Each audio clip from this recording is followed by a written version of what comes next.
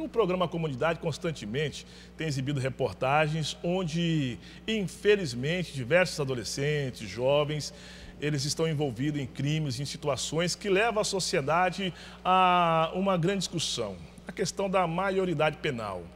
É importante a maioridade penal, o mesmo jovem que apronta um crime, ele deveria ser responsabilizado, assim como acontece em outros países, para entender melhor essa temática, esse assunto, que inclusive é uma discussão que vem se aprofundando muito no Congresso Nacional.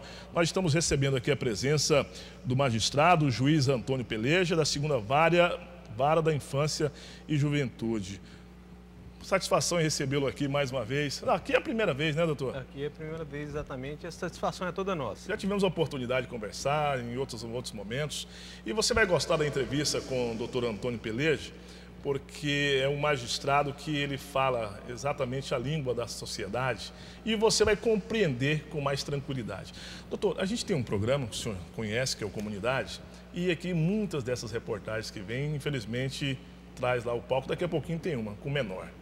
Qual que é o pensamento do senhor, que está numa vara tão importante, que é a Vara da Infância e Juventude, quando o assunto é maioridade, essa discussão? O que passa na cabeça do senhor? Olha, em relação a esses temas que surgiram de há pouco, de redução da maioridade penal, em primeiro lugar, se nós formos reduzir a maioridade de 18 para 16, nós temos que modificar a Constituição Federal. Há alguns projetos de emenda constitucional no sentido de se fazer essa redução. Alguns desses projetos já passaram pela primeira etapa, que é a fase da Comissão de Constituição e Justiça.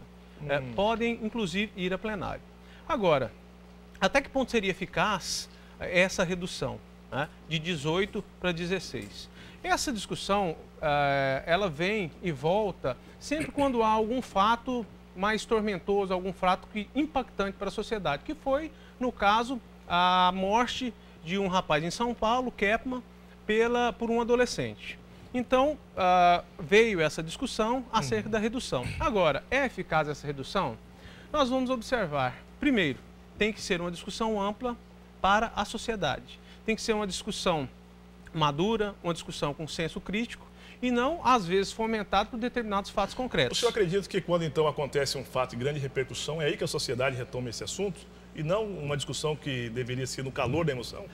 É bom que assim seja, que a sociedade discuta, que haja o debate frutífero por parte da sociedade, mas não que haja uma influência desses fatos na aprovação ou não de determinado projeto de lei. Mas esse debate é importante, essa discussão é importante.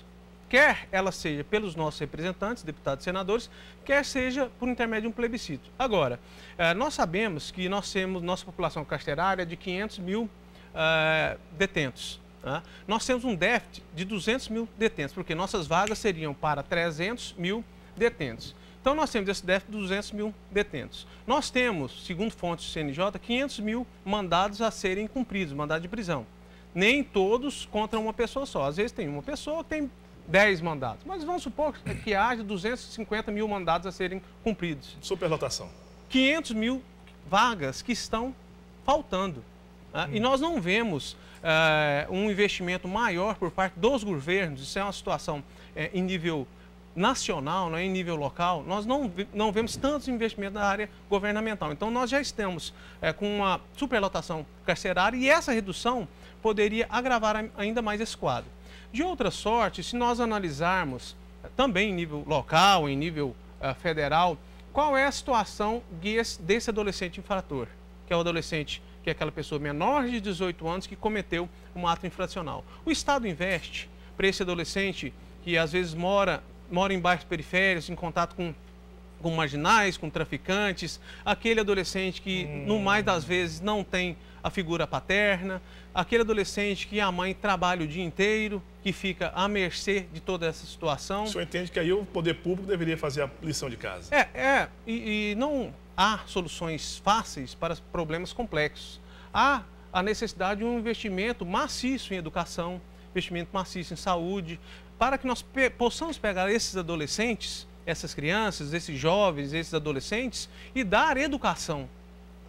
É melhor educar as crianças e os adolescentes do que punir os adultos. Isso é clássico. Agora, é uma discussão que incumbe a sociedade fazer, quer propriamente pelo cidadão, por um plebiscito, ou por intermédio dos representantes. Então, há posições favoráveis e contrárias. O telespectador, por exemplo, vai ter a opinião dele. Às vezes, no sentido, parece que a grande maioria da população é no sentido da redução da maioridade para 16. Sim. E, efetivamente, há alguns países, até na América Latina, que possuem essa idade, essa maioridade 16, né? Outros países 7 anos, 8 anos, 12, 13, 15. Há países que não têm, é feito um exame psicológico para se verificar se eles têm condição de responder por aquele ato criminoso, aquele ato infracional que ele veio a praticar. Agora, o que acontece? Acontece que o próprio governo federal, ele estruturou as normas do SINASE, até a Lei 2.594, no sentido de humanizar cada vez mais essa situação dos adolescentes. A lei foi modificada, o Estatuto da Criança e do Adolescente. O próprio governo federal, pela Secretaria Nacional de Direitos Humanos, ou o próprio governo federal, ele é contrário a esse projeto de lei. Nós temos alguns projetos de lei. O último foi apresentado não para a redução da maioridade, e sim modificar o Estatuto da Criança e do Adolescente. Vejam-se bem, são duas situações. Duas situações. Não se precisa necessariamente reduzir a maioridade penal para tentar resolver o problema. Porque para reduzir a maioridade penal, há de se fazer um projeto de emenda constitucional.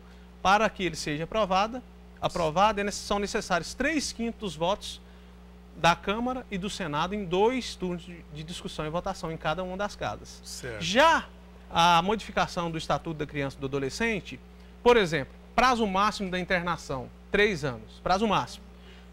Nós alcançamos 3 anos para aquele adolescente infrator, ou ele vai ter que progredir aquela medida socioeducativa, uma semi-liberdade, né? Aqui em Mato Grosso, por exemplo, nós não temos regime de semi-liberdade, né? Há de se implantar um regime de semi-liberdade, ou uma liberdade assistida, né? Então, 3 anos, ele não pode ficar internado mais. Qual que é a proposta do governador? A proposta do governador do estado de São Paulo é no sentido de que esse prazo máximo de 3 anos seja prorrogado para 8 anos. A ideia é instituir um regime diferenciado, e a ideia é que esse adolescente ele não cumpra essa pena, entre aspas, esse período, juntamente com os maiores, mas desemboca naquela questão. Os estados vão ter recurso suficiente para construir ou reformar as acomodações ou construir novos centros socioeducativos, porque a própria lei do SINASE, ela dispõe não mais centros grandes, 100, 150, infratores não, 40. A estrutura disposta pelos estudiosos... Seria a melhor maneira para trabalhar aqueles 40. Exatamente, para trabalhar para que haja estudos psicológicos, pedagógicos, estudos. A grande maioria desses infratores, nós fizemos uma pesquisa no socioeducativo de Cuiabá, 80% eles não têm, 40% não tem o primeiro grau, 45%, e 90% não tem nem o primeiro nem o segundo grau. Então nós estamos vendo que associada a essa situação do ato infracional vem a baixa escolaridade. Vem também a ausência de um dos genitores. Vem a necessidade daquele genitor com o qual ele mora trabalhar o dia inteiro e esse menor fica sozinho em casa ou cuidando dos irmãos mais novos.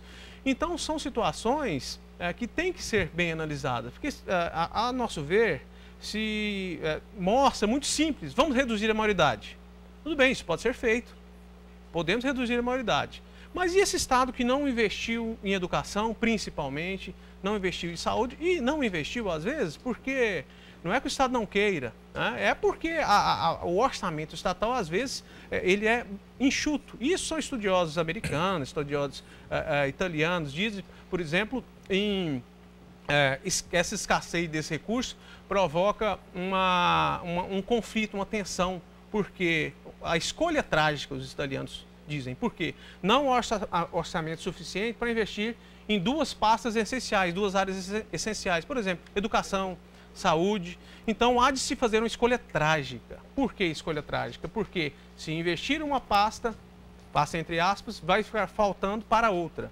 Então, essa situação ela precisa ser bem analisada, né? Precisa ser bem ponderada, precisa ser uma discussão madura, uma discussão na qual a sociedade, diretamente os seus representantes, possa saber efetivamente, possa eleger os melhores rumos para o Estado brasileiro.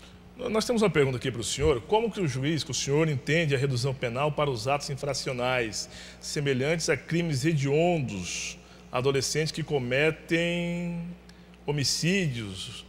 Exemplo aqui, albergue do Cochipó, alguma coisa assim. Na verdade, qual que é o nosso pensamento? Reduzir a maioridade. Há alguns projetos de lei nesse sentido. Certo. Reduzir a maioridade para alguns crimes específicos, para os crimes hediondos. Ora, reduzir a maioridade de forma parcial parece um pouco incongruente. Ou reduz para tudo, exatamente, ou não se reduz. Né? Ou, o que nós podemos fazer? Modifica-se o Estatuto da Criança e do Adolescente e haja uma penalização mais forte para esses crimes hediondos. Né? Essa é uma alternativa. Outra alternativa, parece que foi proposta também, aumentar a pena daqueles agentes que utilizam os menores nos crimes. Isso é muito comum. Muito comum. Exatamente, isso é no dia a dia, exato. no nosso dia a dia, No nós dia a dia, verificamos, Cuiabá... nós verificamos que os maiores se valem dos menores para a prática de crimes. Tanto então, é que na maioria dos crimes que a gente vê aqui, publica, doutor Antônio, a gente observa que o menor nunca está com a arma, quer dizer, o maior nunca está armado. A arma sempre é do menor, que responde naquele momento, porque o maior entrega a arma. É verdade, esse é um fato. É um fato, não é? Esse é um fato. Né? Esse é um fato e que poderia justificar essa penalização maior. Exatamente. A ideia de algum desses projetos de lei é justamente essa. Esses dias as pessoas ligam aqui no programa e questionam o seguinte: Luquimar, não se pode dar uma palmada numa criança mais? Tem lei que se não pode mais brigar com o filho, que aí a própria mídia diz lá que você pode ligar não sei para onde, o pai pode ser responsabilizado, mas antigamente, estamos ao vivo aqui com o juiz Antônio, ele que é da 2ª Vara da Infância e Juventude, mas antigamente não tinha nada disso e parece que as pessoas eram mais comportadas. Será que está sendo muita liberdade que está sendo dada também em diversos casos? Olha, o que nós estamos percebendo? Primeiro, o crescimento, o inchaço populacional nos grandes centros. Né? Então, esse é um problema, vamos dizer assim, de vários países. Então, o que acontece? O inchaço populacional nos grandes centros, ele vai impulsionando muitas pessoas para as bordas das grandes cidades, das médias cidades. E, às vezes, essas bordas, vamos dizer entre aspas, não têm esses recursos básicos necessários, os direitos sociais. Os direitos do Estado, ele tem a obrigação de possibilitar ao cidadão. Né? E essa marginalização, vamos dizer assim, ela ocasiona essa situação. Às vezes a escola não funciona, às vezes né? A escola não funciona, falta de hospitais, né? A criminalidade, altos índices de criminalidade. Agora, é uma questão que passa por um amplo aspecto, né? Inclusive pelo próprio desenvolvimento do país, pela própria repartição de riquezas. Agora, a grande questão que há de se fazer, a sociedade, e o telespectador deve se perguntar, né? A sociedade, até quando ela vai aguentar? Então é necessário que se faça alguma coisa e com urgência. Né? Se construam melhores centros, mesmo que se reduza a maioridade, que se reduza. Mas pelo que nós observamos, foi destinado mais de 1 bilhão para a construção de presídios. E até o presente momento, nenhum presídio. Isso em 2011, 2012. O senhor acredita que quando fala em redução da maioridade, seria tipo uma ameaça para aquele jovem? E a lei não funcionaria muito bem, porque o jovem não deixaria de cometer o crime, mesmo sendo por conta de uma maioridade, se ele tivesse que responder? O jeito que está indo aí, ele cometeria da mesma forma? Não, com certeza.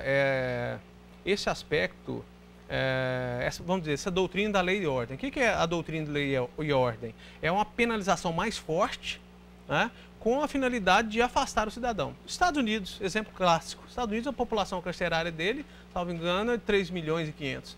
Mesmo lá, eles estão arrefecendo. Eles estão arrefecendo e eles estão adotando medidas despenalizadoras. Por quê? Pelo alto custo. Alguns estados eles estão voltando atrás e saindo dessa chamada doutrina da lei e ordem. Mas é uma doutrina, uma das teorias da lei e ordem, e a função é essa, né? É amedrontar. Agora, o que nós temos que pensar? Vamos reduzir para 16? E a população carcerária? E os jovens, não é a questão dos 16, nós temos jovens que praticam atos infracionais graves com 14, 13 alguns, 14, 15, Certo. Né? Então, é uma situação bastante problemática, né? Uma situação complexa, que não há uma resposta simples, é uma situação que precisa de uma discussão maior por parte da sociedade e dos nossos congressistas. Infelizmente, ocasionada pelo falecimento daquele jovem em São Paulo, né? Mas tem que ser uma discussão madura, uma discussão centrada no que seja melhor para a sociedade brasileira. Doutor Antônio Pelejo, eu quero agradecer a presença do senhor aqui ao vivo no SBT, o senhor que responde pela segunda vara da Infância e Juventude. Muito importante a presença de um juiz no programa Comunidade, porque nós estamos falando todos os dias, entrando na sua casa, e você começa a perceber, telespectador, que essas mensagens que chegam, o pensamento do Poder Judiciário, é importante, que somam com a contribuição, é uma contribuição que eles trazem, que o programa Comunidade traz também através desse sinal que você recebe na sua casa. Eu quero agradecer a sua presença e convidá-lo em outras oportunidades para o senhor vir aqui nos esclarecer outros assuntos que tiver em pauta e a gente falar mais a respeito de temas importantes para a sociedade. Nós que agradecemos a oportunidade, estamos sempre à disposição.